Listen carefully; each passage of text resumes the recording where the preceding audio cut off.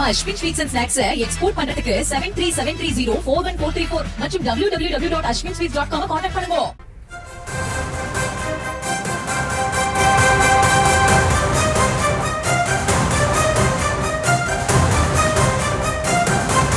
அண்மை செய்தியை பார்த்து வருகிறோம்.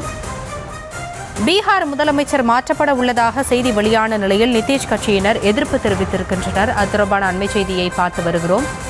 நிதிஷ்குமார் இல்லம் முன்பாக போராட்டம் முன்னெடுக்கப்பட்டிருக்கிறது. விவரங்களோடு இணைகிறார் நம்முடைய செய்தியாளர் மதியழகன். மதி, விவரங்களை வழங்கலாம்.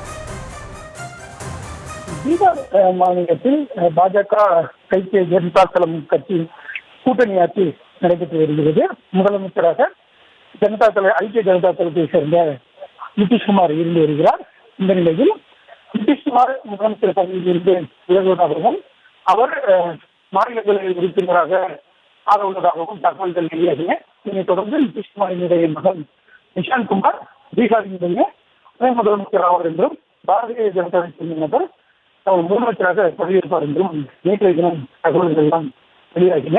இந்த நிலையில் இந்த தகவலுக்கு தற்பொழுது ஐக்கிய ஜனதா தள கட்சியை சேர்ந்த தொண்டர்கள் எதிர்ப்பு தெரிவித்து நிதிஷ்குமாரினுடைய இல்லம் முன்பாக போராட்டத்தில் ஈடுபட்டு வருகிறார்கள்.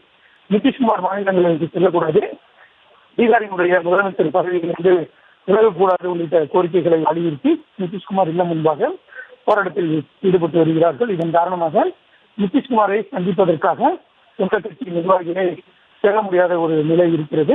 ஐக்கிய ஜனதா தளத்தை சேர்ந்த நிர்வாகிகளை முற்றுகையிட்டு அந்த கட்சியினர் போராட்டத்தில் ஈடுபட்டு வருகிறார்கள். நிதிஷ்குமார் முதலமைச்சர் பதவியிலிருந்து விலகக்கூடாது என்றும் அவர்கள் கோஷம் எழுப்பி வருகிறார்கள். விவரங்களுக்கு நன்றி மதி. நம்ம Ashwin sweets and snacks export பண்றதுக்கு 7373041434 மற்றும் www.ashwinsweets.com கான்டாக்ட் பண்ணுங்க.